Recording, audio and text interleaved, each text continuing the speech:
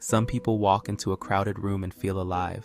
Others walk in and feel their thoughts pulling them back inside.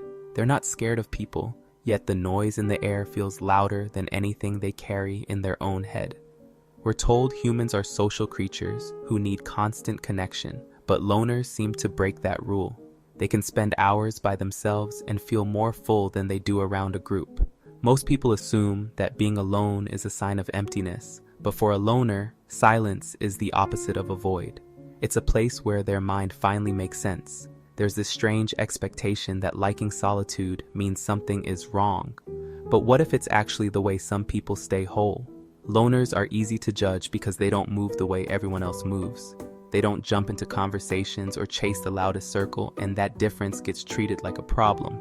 But the truth is simple. Their inner world feels more real to them than the world outside their skin. The first thing to understand is this: loners aren't avoiding life. They're choosing the place where their brain feels the most clear. Inside their mind is a world that feels organized, calm, and free from the chaos of everything around them. And when they step into it, something inside them clicks. Most people refuel by talking, laughing, or being around energy, but a loner refuels by stepping away from it. Their thoughts straighten out in the quiet. Crowds hit them hard. Too many voices, too many emotions, too many people trying to be heard all at once. When the world gets loud, their brain feels like it's overheating. So they pull back, not because they're cold, but because they're protecting their energy. It's like their mind is a battery that drains faster around noise and faster still around fake conversations. Solitude becomes the charger they trust most. And that leads to something people misunderstand. Independence for a loner isn't an act of rebellion. It's a core value. They like making decisions without someone staring over their shoulder. They want space to think and room to breathe. Freedom matters to them. Control matters to them. They don't avoid others because they hate being cared for or included. They just learned early that relying too much on other people can bend them into shapes that don't feel like themselves. So they rely on themselves first. It's their way of keeping their sense of self intact. People often assume loners don't like connection at all, but that's not true. They want connection, just not the kind that feels thin or rushed. They don't do small talk because small talk feels like walking in circles. They want honesty, depth, and quiet understanding. That's why the few people they let in usually stay in their life for years. These relationships aren't many, but they run deep. If you've ever talked to a loner one-on-one, you know the difference. They listen with their whole mind, not just their ears. They notice things most people skip over. Tiny changes in tone, shifts in silence, pauses that hold meaning, and they remember everything. But another thing sets them apart: their silence. To others, silence is awkward. To a loner, silence is home. When they go quiet, people project their own fears onto them. Are they upset? Are they shy? Are they judging me? But they're not doing any of that. They're thinking, observing, or just resting in the moment. Their silence isn't a wall, it's a window. Still, this silence can make life harder. Some people see it as a threat, others see it as distance. Loners learn early to hold themselves up, and that self-sufficiency becomes their emotional armor. They don't want to bother people with their needs. They don't want to wait around for someone to show up. They don't want to be disappointed.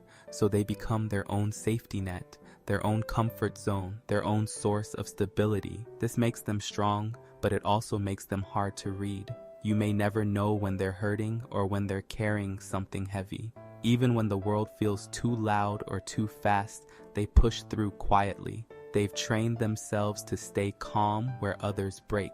But here's the surprising twist. Solitude doesn't shrink them, it builds them. Time alone turns into clearer thinking. Their intuition sharpens. Their creativity grows. They become experts at hearing their own mind, which is something many people never learn to do. Their ability to sit with themselves becomes a superpower. And that's the paradox. The thing everyone thinks makes them weak actually makes them one of the strongest kinds of people.